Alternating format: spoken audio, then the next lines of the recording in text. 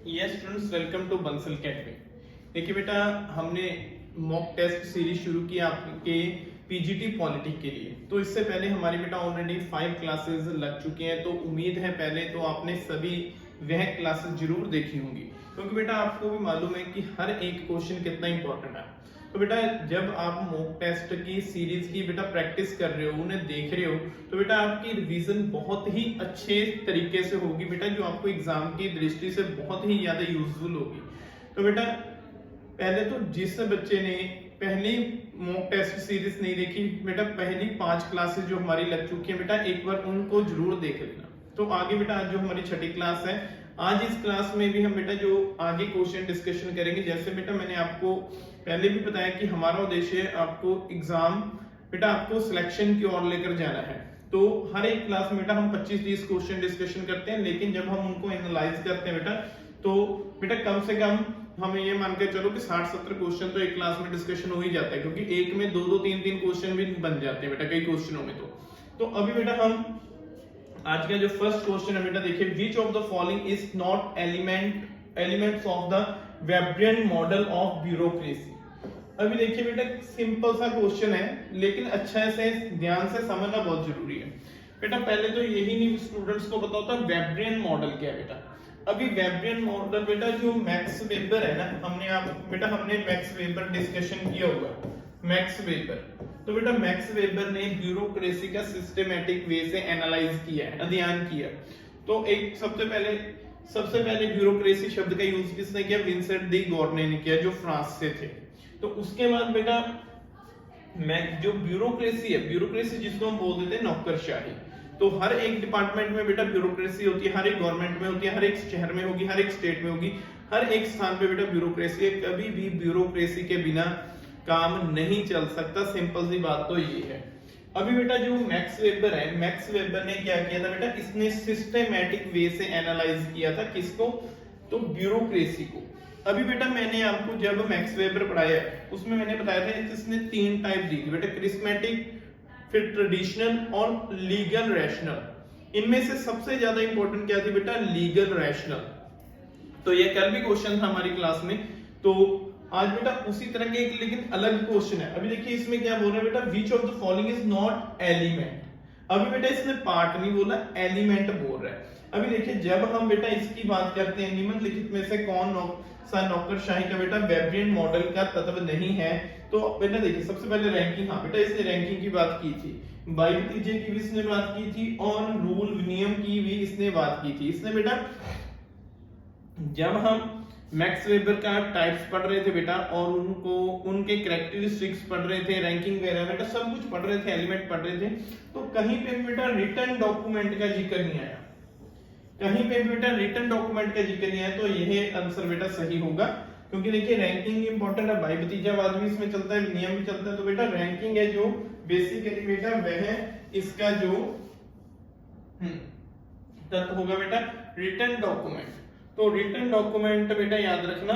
तो यहां से क्वेश्चन बनेगा, अगर बेटा सिंपल क्वेश्चन आ गया कि इनमें से ब्यूरोक्रेसी का तत्व कौन नहीं है, तो देन बेटा आप तो इसमें से बेटा लिखित दस्तावेज, तो बेटा भाई भतीजावाद बेटा जैसे सिफारिश वगैरह वाला।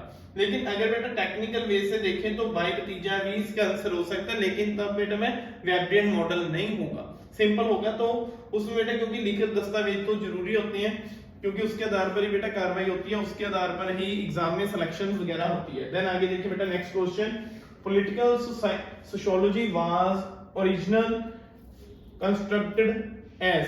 तो बेटा राजनीतिक समाजशास्त्र को मूल रूप में परिभाषित किया गया है, बेटा किस में परिभाषित किया गया? देखिए सबसे पहले क्वेश्चन को बहुत अच्छे से समझना बेटा बहुत जरूरी है।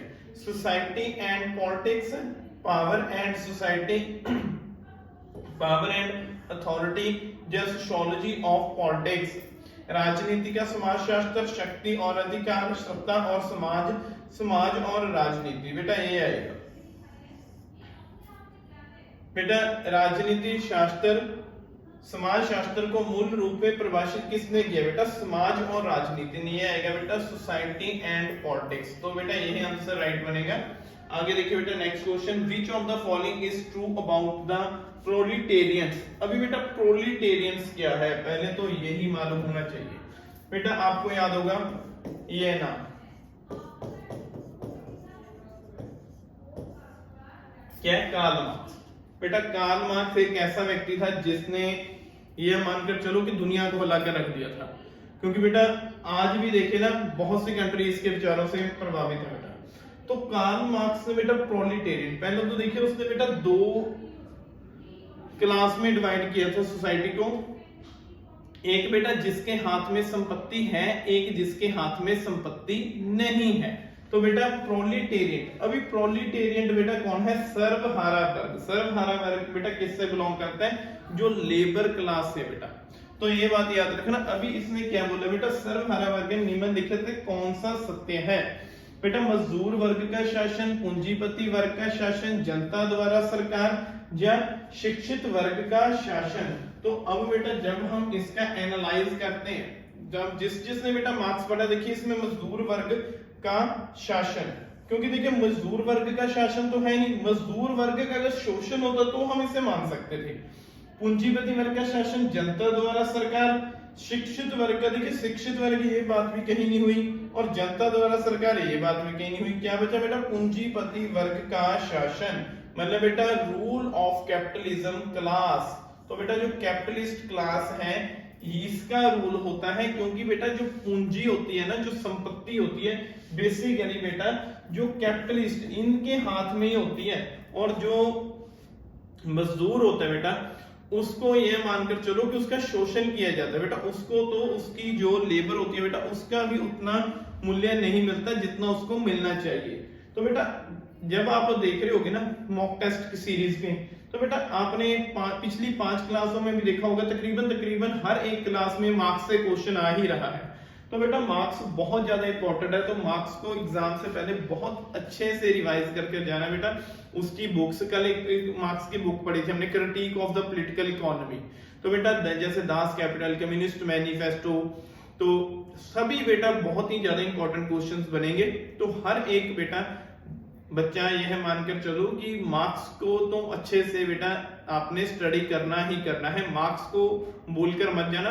मार्क्स में से 2-3 क्वेश्चन बेटा आपको एग्जाम के में आएंगे ही आएंगे। देन आगे देखिए बेटा नेक्स्ट क्वेश्चन, हाँ जी, the modern and developed society advocates. अभी बेटा देखिए मॉडर्न एंड डेवलप्ड सोसाइटी, आधुनिक एवं विकसित समाज किसकी वकालत करेंगे बेटा। देखिए अभी कितना इंपॉर्टेंट क्वेश्चन आ गया ना, पीछे मैक्स वेबर वाला, मैक्स वेबर के आगे तीनों। देखिए बेटा सबसे पहले देखिए क्रिस्मेटिक, ट्रेडिशनल, लीगल रैशनल, या फिर बेटा जो हाँ जी गॉरटेरोक्रेसी। तो बेटा गॉरटेरोक्रेसी, पहले तो ये बात देखिए बेटा ये तीनों बात बेसिकली मैक्स वेबर की है बेटा। तो ये लास्ट पॉइंट मैक्स वेबर का नहीं है। तो अब जब हम बेटा इसको अच्छे से एनालाइज करेंगे, अच्छे से समझेंगे बेटा, पहले देखिए क्या बोल रहा है, मॉडर्न एंड डेवलप्ड सोसाइटी। अभी बेटा जो क्रिस्मेटिक सोसाइटी है, क्रिस्मेटिक आमतौर पर बेटा वहां पर होती है जो हम ये बोल सकते हैं कि डेवलप्ड कंट्री नहीं बेटा, डेवलपिंग कंट्री है, जो विकसित हो रही हैं और जो बेटा पछड़ेपन का सबूत दे रही हैं। तो उनमें बेटा जो क्रिस्मेटिक अथॉरिटीज पाई जाती है बेटा, वह किसी एक नेता के पीछे ये मानो कि उसकी पॉलिसी अच्छी हो ना हो यह बात नहीं, सिर्फ उसके ऊपर उसको ही बेटा उससे ही जो प्रभावित हो जा रहा। फिर जो बेटा ट्रेडिशनल अप्रोच है, ट्रेडिशनल मतलब जो हम ये बोल सकते हैं परंपराओं बेस्ड, यह भी आमतौर पर बेटा जो पिछड़े देश हैं जिनकी डेवलपमेंट अभी नहीं हुई उनमें पाई जाती है। तो फिर बेटा क्या होगा, मॉडर्न एंड डेवलप्ड सोसाइटी में तो क्या बचा बेटा, यही आएगा ना लीगल रैशनल, क्योंकि बेटा जो लीगल रैशनल आ देखिए क्या लिखा, तर्क संगत कानूनी अधिकार, तर्क संगत बेटा, लीगल रैशनल जिसमें रैशनैलिटी होगी बेटा, रैशनैलिटी ही सबसे बड़ा कारण होता है मॉडर्निज्म का। तो आप जो नए विचारों की ओर चलते हैं ना, जब आप रैशनल होगे तब होंगे बेटा, तभी आपको, अभी जब आप तर्क ही नहीं करोगे तो आप नए विचारों का उत्थान कैसे करोगे। तो सिंपल सी बात है बेटा, लीगल रैशनल अथॉरिटी। अभी ये तीनों किसके साथ जुड़ी है? मैक्स वेबर के। मैक्स वेबर की कौन सी किताब बेटा? उन्होंने क्या किसका सिस्टमैटिक अध्ययन किया था? ब्यूरोक्रेसी का। तो ब्यूरोक्रेसी बेसिकली विचारधारा कहां की है? बेसिकली सोशियोलॉजी की है। अभी देखिए नेक्स्ट क्वेश्चन बेटा, according to the Karl Marx main course responsible for the emerge of social class. ये तो बेटा हर एक को आना चाहिए, सिंपल क्वेश्चन है, इसमें टाइम नहीं लेंगे।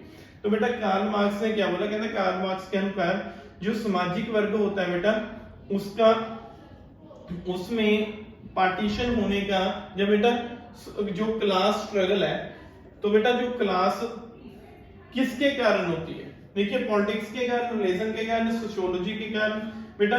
लेकिन ये देखिए इसके द्वारा पूछ रहा है मार्क्स के। मार्क्स ने किसकी बात की थी? इकोनॉमी की। तो आंसर क्या आएगा बेटा? Economy, money.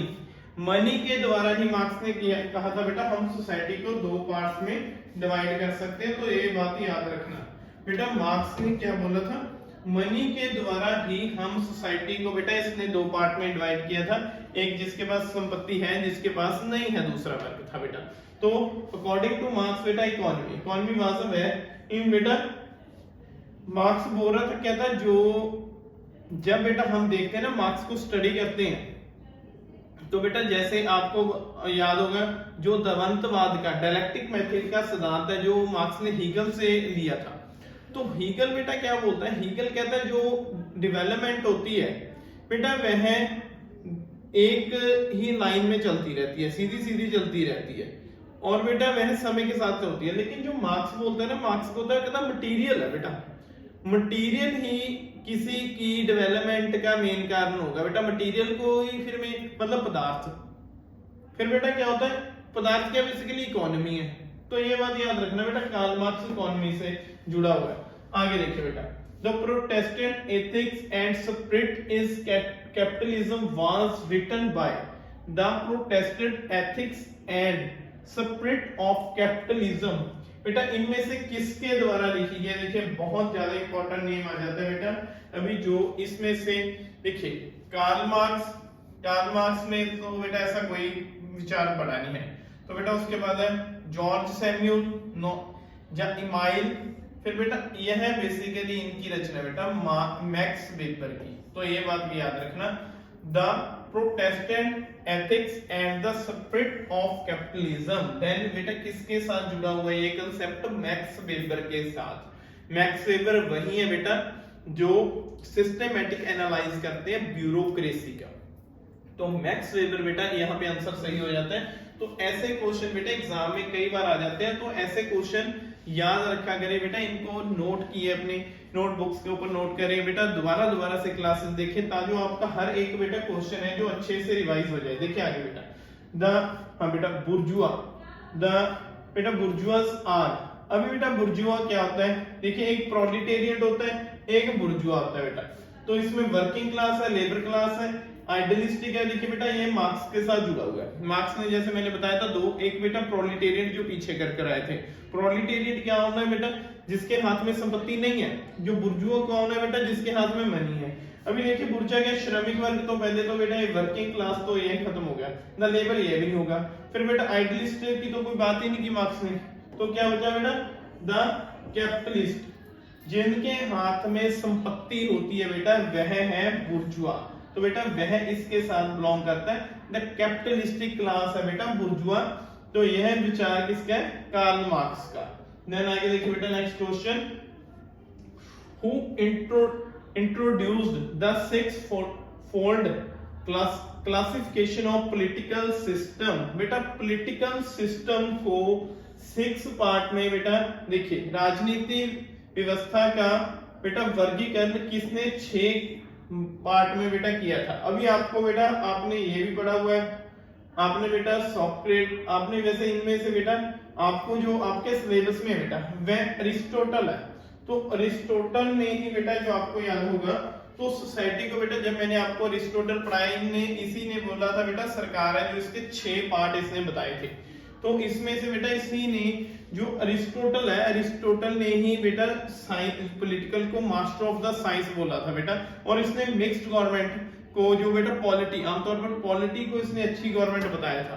तो इसने बेटा 6 फोल्डर दिए थे तो ये बात याद रखना, अरिस्टोटल ने, जिनको हम बेटा father of the political science भी बोलते हैं और कॉम्परेटिव पॉलिटिक्स के भी फादर बेटा जनक इन्हीं को मानते हैं, क्योंकि जो कॉन्स्टिट्यूशन किताब थी उनमें से इसने बेटा 158 जो 158 संविधानों का बेटा इसने एनालाइज किया था। तो ऐसे बेटा याद रखना। आगे देखिए बेटा नेक्स्ट क्वेश्चन क्या बनेगा, rule by few is known as, कुछ लोग इसके नियम के नाम से जाने जाते हैं।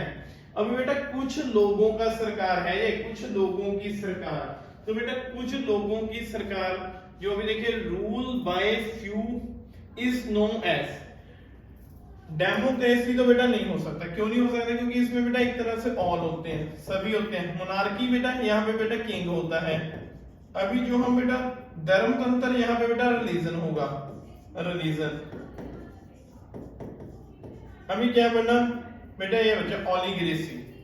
तो ऑलिगेसी में बेटा कुछ लोगों का सरकार होता है, तो कुछ लोगों का शासन होता है बेटा यहाँ पे। ये देखिए एक होता है ऑलिगेसी, एक होता है बेटा जो कुलीन तंत्र। अभी दोनों में बेटा कुछ है, जो अभी कुलीन तंत्र है, कुलीन तंत्र ऑलिगेसी है ना। तो बेटा जो यह ऑलिगेसी मतलब कुछ लोगों का शासन। तो ये बात याद रखना बेटा, यहां से क्वेश्चन बनना है। आगे देखिए, which of the following statement is false, इनमें से कौन सा स्टेटमेंट बेटा गलत है।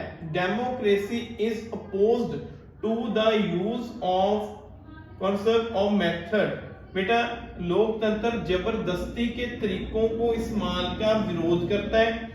लोकतंत्र और शक्ति का श्रेय मानने के तरीकों में विश्वास करता है। लोकतंत्र व्यक्तियों को अभिव्यक्त की स्वतंत्रता की गारंटी नहीं देता। लोकतंत्र बेटा हाँ, democracy standard is the sport of tolerance.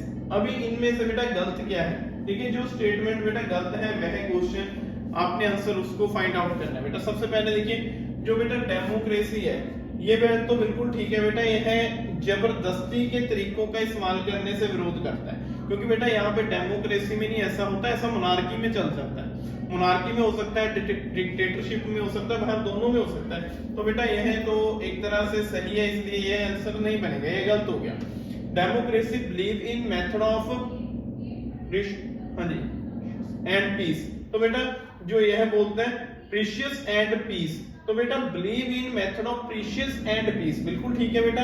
यह लोकतंत्र बेटा जो शांति और यह हम मान सकते हैं कि जश्न जो खुशी और शांति के साथ बेटा यह उनमें बिलीव करता है। तो बेटा यह आंसर भी नहीं होगा, क्योंकि यह ठीक है बेटा, यह एक सही विचारधारा। Democracy standard in spirit of tolerance, तो बेटा सहन, तो ये भी ठीक है बेटा। तो अभी आंसर क्या बनेगा बेटा, अभी देखिए ये तीनों बेसिकली आंसर नहीं है, क्योंकि ये ठीक स्टेटमेंट है। अभी फॉल्स क्या है, democracy does not guarantee individuals freedom of speech, तो बेटा यही होगा ना, तो यही आंसर बनेगा। अभी क्या आंसर बनेगा, जो ऑप्शन 3 इज राइट, तो बेटा यही आंसर बनेगा। Democracy does not granted individuals freedom of speech, मतलब बेटा किसी हर एक को वह बोलने का अधिकार नहीं देगा। तो बेटा यह विचारधारा बेसिकली डेमोक्रेसी में तो नहीं हो सकती। अगर डिक्टेटरशिप आ जाता तो बेटा यह तीनों अगर बोलता है कि इनमें से सही डिक्टेटरशिप के लिए कौन है, तो भी बेटा अब इसी के साथ चले जाते, क्योंकि डिक्टेटरशिप में तीनों पॉइंट नहीं मिलेंगे, यही मिलेगा। आगे देखिए बेटा नेक्स्ट है direct democracy is also known as, बेटा डायरेक्ट डेमोक्रेसी को आप किस नाम से जान सकते हो बेटा, किस के नाम से उसको जाना जा सकता है बेटा। अभी देखिए तो अकॉर्डिंग टू बेटा ऑप्शन है, देखिए डायरेक्ट डेमोक्रेसी को बेटा अभी देखिए इनमें से ऑप्शन के आधार पर है बेटा। देखिए जो कॉम्प्लेक्स डेमोक्रेसी, प्योर डेमोक्रेसी या कंपाउंडेड डेमोक्रेसी या फिर बेटा रिप्रेजेंटेटिव डेमोक्रेसी। अभी बेटा देखिए अगर हम इनमें से प्रत्यक्ष लोकतंत्र को कहा जाता है, तो बेटा हम इसमें से जो क्योंकि एक तो बेटा डेमोक्रेसी दो प्रकार की होती है, एक डायरेक्ट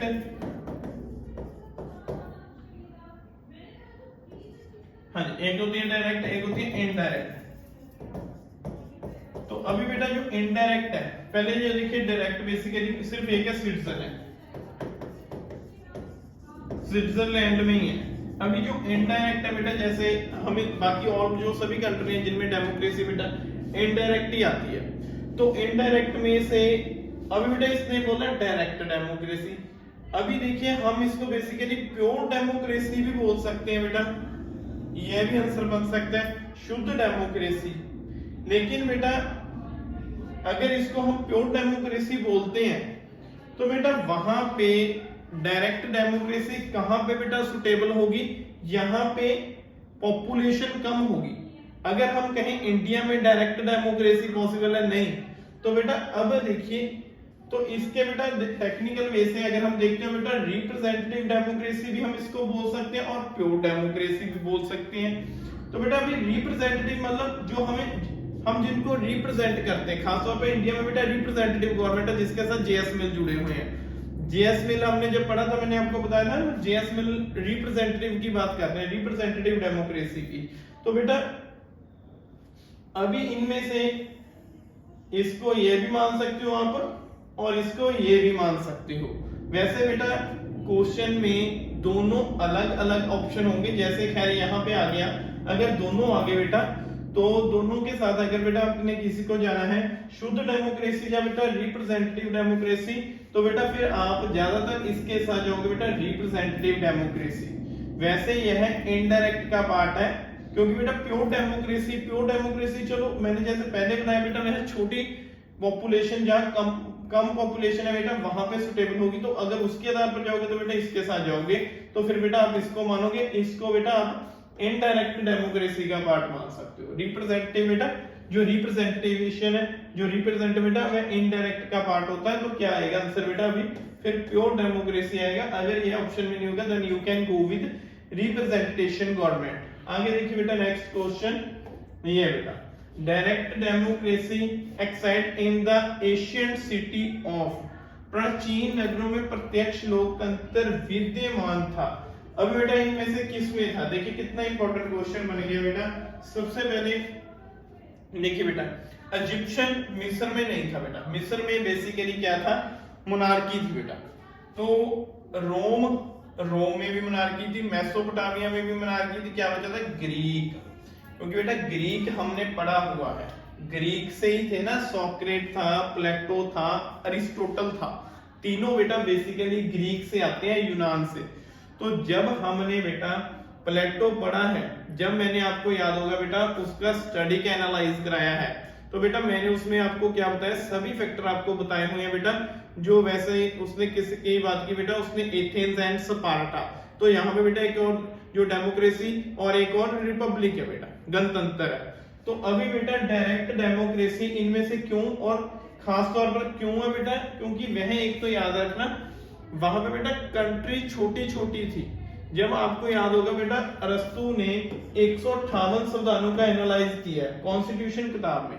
अभी बेटा 158 कंट्रियों का कैसे किया, उसने यूनान में छोटी छोटी कंट्रीज थी, तो बेटा वहां पे डायरेक्ट डेमोक्रेसी थी, तो ग्रीक में थी बेटा, बाकी तो तीनों में बेसिकली जो डेमोक्रेसी ना होकर मोनार्की थी बेटा।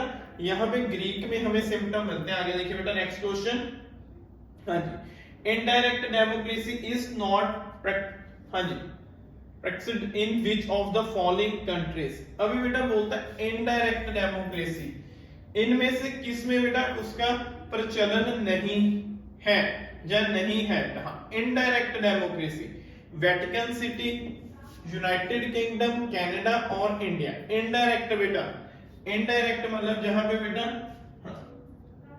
अभी देखिए बेटा जो इनडायरेक्ट डेमोक्रेसी है, जैसे मैंने पहले बताया बेटा, जो यहाँ पे बड़ी बड़ी कंट्रीज होती है ना, वहां पे बेसिकली बेटा जहां पे पॉपुलेशन ज्यादा होगी, एक अगर सपोज करो इसका आंसर नहीं आता, इसका एक सिंपल सा फैक्टर याद रखना, इनडायरेक्ट डेमोक्रेसी कहां पे होती है बेटा, यहाँ पे पॉपुलेशन कम होगी। डायरेक्ट डेमोक्रेसी कहां पे होगी बेटा, डायरेक्ट डेमोक्रेसी वहां पे होगी जहां पे पॉपुलेशन कम होगी, इनडायरेक्ट बेटा वहां पे होगी जहां पे पॉपुलेशन ज्यादा होगी।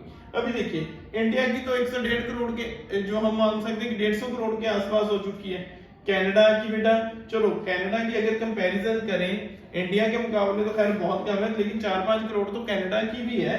फिर बेटा यूनाइटेड किंगडम, तो इनकी भी अच्छी खासी पॉपुलेशन है। तो अभी बेटा कनाडा में हमने भी कभी डायरेक्ट डेमोक्रेसी का तो बेटा नहीं पढ़ा, वहां पे भी इनडायरेक्ट है, इंडिया में भी इनडायरेक्ट है और यूनाइटेड किंगडम में भी इनडायरेक्ट है। क्या बचा बेटा, फिर वेटिकन सिटी, जो ये बेटा छोटा सा शहर है वेटिकन सिटी, यहाँ पे बेटा इनडायरेक्ट डेमोक्रेसी नहीं है। तो ये बात याद रखना बेटा, वेटिकन सिटी आंसर आएगा। आगे देखिए बेटा, नेक्स्ट क्वेश्चन इज, हाँ जी, which of the following statement about representative democracy is true? बेटा अभी देखिए रिप्रेजेंटेटिव गवर्नमेंट के लिए इनमें से कौन सा सही है बेटा, प्रतिनिधित्व लोकतंत्र के बारे में।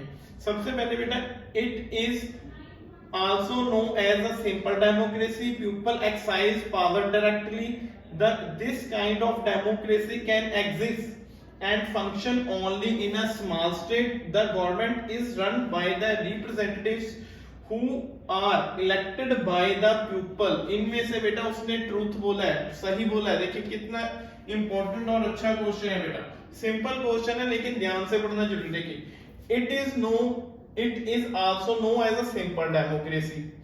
अभी बेटा सिंपल डेमोक्रेसी या कॉम्प्लेक्स डेमोक्रेसी क्या होती है, ऐसा तो कुछ नहीं होता, हम डायरेक्ट और इनडायरेक्ट पढ़ते हैं। सिंपल या कॉम्प्लेक्स तो डेमोक्रेसी कहीं पे होती नहीं। तो बेटा ये क्या हो गया, ये गलत हो गया।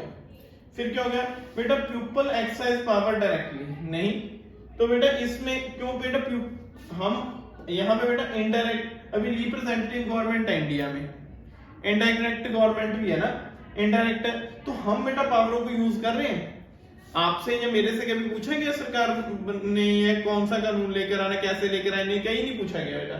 तो यहाँ पे बेटा ये ऑप्शन भी गलत हो जाएगा। फिर क्या होगा, this kind of democracy can exercise and function only small state, नहीं बेटा, अकेली छोटी स्टेटों में थोड़ी यूज होगी, बड़ी बड़ी स्टेटों में भी है, स्टेट्स में भी बेटा ये लगती है। तो क्या बचेगा, तो this government is run by the representatives who are elected by the people, ये है बेटा आंसर आएगा।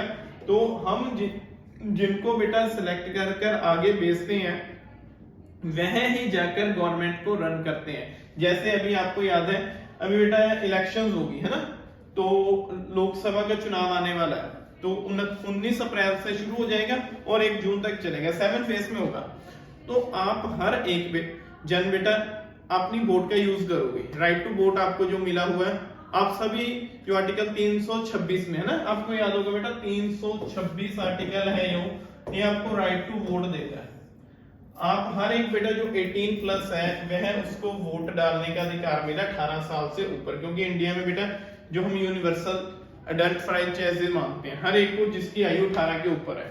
तो बेटा आपने जो वोट डाला, आपके वोट डालने के बाद सरकार बनेगी, तो अभी उनको सिलेक्ट करके तो हमने भेजा ना, इलेक्ट तो हमने भी करके भेजा बेटा, वह जिस इलाके से जाते हैं, जिस एरिया से जाएंगे वहां पे उसको रिप्रेजेंट करेंगे। तो क्या होगा बेटा, यही का आंसर बनेगा, option D is right. Then आगे देखिए बेटा, next question, democracy standards on the spirit of tolerance and allowance people to have diverse interest. अभी बेटा लोकतंत्र सहगुणता की भावना पर खड़ा है और लोगों को विदित हितों के अनुमति देता है। तो बेटा अभी ये देखिए, इसमें बेटा अभी ये ट्रू एंड फॉल्स, अभी इसमें से 2 स्टेटमेंट है बेटा, आपने इनमें से एक सिलेक्ट, तो बेटा अभी देखिए स्टेटमेंट कैसे है, तो आपने बेटा चुनिए, एक मैंने पढ़ लिया, देखिए दूसरी बेटा sovereignty rest with the government in democracy. आगे बेटा जो प्रभुसत्ता बेटा सरकार के पास होती है। अभी देखिए यह भी स्टेटमेंट ठीक है बेटा, प्रभुसत्ता हमेशा गवर्नमेंट के पास होगी। और जो फर्स्ट स्टेटमेंट है दोबारा से रीड कर लेते हैं, लोकतंत्र सहगुण की भावना पर खड़ा है और लोगों को विदित हितों की अनुमति देता है, ठीक है बेटा। तो जो बेटा स्पिरिट ऑफ टॉलरेंस है और allow the people to have diverse बेटा इंटरेस्ट, तो उनकी एक तरह इंटरेस्ट की राखी करना और उनको इंटरेस्ट देना, आजादी देना बेटा, ये डेमोक्रेसी क्या ही मेन उद्देश्य है। तो फिर बेटा गलत तो कोई भी नहीं हुआ। अभी देखो किसमें दोनों ठीक है बेटा, both A and B are true, तो यही आंसर आएगा बेटा। तो ऑप्शन सी इज राइट। तो ऐसे बेटा क्वेश्चंस बनते हैं आपको।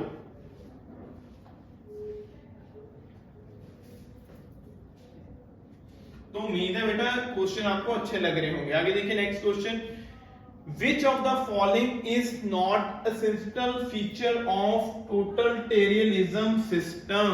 आपको याद होगा टोटलिटेरियन। टोटलिटेरियन क्या है बेटा? निम्नलिखित में से सत्तावादी व्यवस्था। सत्तावादी बेटा हमने टोटलिटेरियन भी पढ़ा हुआ है। तो टोटलिटेरियन में क्या होता है बेटा? Militarian nationalship, one party rule, direction between state and government, one man rule. अभी बेटा ऑप्शन देखिए, तो ऑप्शन के आधार पर जब आपने बेटा अभी टोटलिटेरियनिज्म, पहले तो वन मैन रूल नहीं, ऐसा तो नहीं, वह बेसिकली डिक्टेटरशिप में होता है। तो फिर बेटा टोटलिटेरियनिज्म में one party rule, militarian nationalship, distinction between state and government, राज्य और सरकार के बीच अंतर। तो ये बनेगा बेटा राज्य और सरकार के बीच अंतर। तो राज्य और सरकार के बीच बेटा कैसे अंतर बनेगा? क्योंकि बेटा जो मिलिटेरियन नेशनलशिप, अभी बेटा वहां पे जरूरी नहीं है जो टोटलिटेरियनिज्म होगा वहां पे मिलिटेरियन जो मिलिट्री का राज होगा, नहीं, ये भी वन पार्टी रूल ये भी नहीं है। क्योंकि बेटा अभी देखिए जैसे हम बात करें तो बेटा जो हम बात कर रहे हैं जब आजादी से पहले जो हमारे ऊपर ब्रिटेन का अधिकार था, तो बेटा वह भी एक तरह से टोटलिटेरियनिज्म की एग्जांपल मिलते हैं, चाहे हम कॉलोनी थे उसके, लेकिन एग्जांपल तो उसी की मिलती है ना बेटा। वहां वन पार्टी का रूल थोड़ी ना, वन पार्टी रूल भी नहीं हो सकता। तो बेटा यह तीनों है ना, जो one man rule, one party rule और मिलिटेरियन नेशनलशिप, बेटा ये नाजीज्म या फासिज्म में आ सकते हैं। तो टोटलिटेरियनिज्म में बेटा क्या आएगा? ये आएगा बेटा C, distinction between state and government. तो बेटा स्टेट एंड गवर्नमेंट के बीच अंतर हो जाता है बेटा। वहां पे ना जो गवर्नमेंट है वह एक तरह से मानो कि उसके ऊपर कंट्रोल, मतलब बेटा सारा कुछ उसी के हाथ में होता है, सर्वसत्तावाद बोल देते हैं जिसको।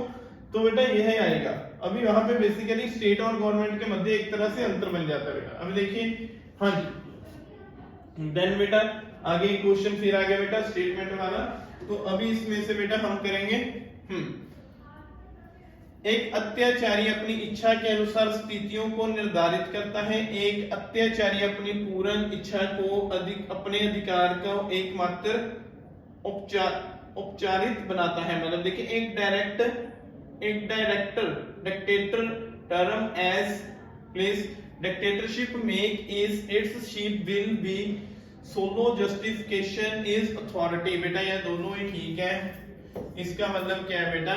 जो एक अत्याचारी अपनी इच्छा के अनुसार स्थितियों को निर्धारित कर लेता है, ठीक है बेटा। जो अत्याचारी होता है, डिक्टेटर होता है, वह अपने अनुसार अपनी स्थितियों को देखेगा उसको, है ना, जैसे आपने हिटलर को देखा था। फिर बेटा जो एक अत्याचारी अपनी पूर्ण इच्छा को अपने अधिकार एकमात्र, बिल्कुल ठीक है बेटा, उसने लोगों के अधिकार ही खत्म करने अपनी इच्छा के साथ। तो बेटा सी इज राइट आएगा, सी आंसर सही आएगा।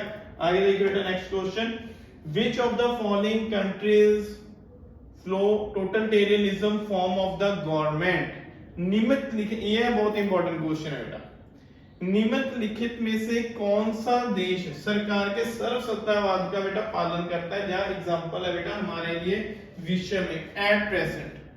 तो अगर हम बेटा एट प्रेजेंट की बात करें तो जो बेटा सर्वसत्तावाद बेसिकली हमें बेटा कहां पे देखने को मिलता है? तो बेटा सबसे पहले इंडिया, रशिया, बर्मा, चाइना। तो अभी बेटा यहाँ पे बेसिकली तो बेटा जो सर्वसत्तावाद है टोटलिटेरियनिज्म, बेटा यहाँ पे सिर्फ एक चीज ही होती है। तो यहाँ पे बेटा यह हमें टोटलिटेरियनिज्म की एग्जांपल बेटा हमें रशिया में भी मिल सकती है और चाइना में भी मिल सकती है। तो बेटा यह दोनों में, रशिया और चाइना, ज्यादातर यह है यहाँ चाइना में। तो ऐसे बेटा आंसर बनेगा। आगे देखिए नेक्स्ट क्वेश्चन बेटा, हाँ जी, Which of the following statement is true of an totalitarianism system of government? Press की स्वतंत्रता का बेटा अस्तित्व, स्वतंत्रता और निरपेक्ष चुनाव, अंतरराष्ट्रीयवाद का विरोध, नेता सीधे जनता द्वारा चुने जाते हैं। तो बेटा इसमें क्या बोल रहा है, इसमें जो बोला बेटा कौन सी स्टेटमेंट टोटलिटेरियनिज्म के लिए बेटा सही है। तो अभी बेटा प्रेस और स्वतंत्रता का अस्तित्व नहीं, यहाँ पे बेटा जो यह नहीं होगा, प्रेस की फ्रीडम नहीं होगी, बेटा फ्री एंड फेयर इलेक्शन नहीं है, भी नहीं होंगे। तो फिर बेटा leaders are directly elected by people, नहीं ये भी नहीं होगा। तो क्या बचेगा बेटा, पॉसिबिलिटी ऑफ इंटरनेशनलिज्म, अंतरराष्ट्रवाद का विरोध। तो बेटा यह बन जाएगा, एक तरह से इसको हम मानेंगे बेटा यह है। तो आगे देखिए बेटा नेक्स्ट क्वेश्चन है, हाँ जी, तो बेटा आगे जो हमारा नेक्स्ट क्वेश्चन बनेगा बेटा, द वर्ड बेटा डेमोस इज डेमोक्रेसी मीन्स। तो बेटा जो डेमोक्रेसी शब्द है उसमें डेमोस का अर्थ क्या होता है बेटा, जो डेमोक्रेसी से बना हुआ, उसमें डेमो का बेटा क्या अर्थ होगा, स्टेट है, पावर है, पीपल है, गवर्नमेंट है। तो बेटा इसके अनुसार हम जो बेटा इसको डेमोक्रेसी का मतलब क्या होता है, लोगों का शासन। तो क्या बनेगा बेटा, पीपल। तो ये आंसर आएगा बेटा। आगे देखिए नेक्स्ट क्वेश्चन है बेटा, in the what type of government can recall referendum and impeachment to be introducted. किस प्रकार की सरकार में जनमत संग्रह या महाभियोग लगाया जा सकता है। नेचुरल सी बात है बेटा, ना तो टोटलिटेरियनिज्म में लगे, ना ही ओलिगेसी में लगेगा, ना ही मोनार्की में लगेगा, सिर्फ डेमो यहाँ पे लगेगा। अभी आपको याद है बेटा, हम हमारे राष्ट्रपति को आर्टिकल 61 के तहत इम्पीच कर सकते हैं। जब हम इसको इम्पीच करेंगे तो बेटा कम से कम कितने मेंबर ने, 1/4 मेंबर बेटा उसको उसका प्रस्ताव रखेंगे, तब जाकर बेटा उसके ऊपर विचार किया जाएगा। अगर सपोज करो वहां पे बेटा सेशन नहीं हो रहा तो विद इन 14 डेज, 14 दिनों के मध्य बेटा जो स्पीकर को सेशन बुलाना पड़ेगा, और बेटा यहाँ पे किसी भी हाउस में रखा जा सकता है, चाहे लोकसभा में चाहे राज्यसभा में। आगे देखिए बेटा नेक्स्ट क्वेश्चन, हाँ जी, इस्लामी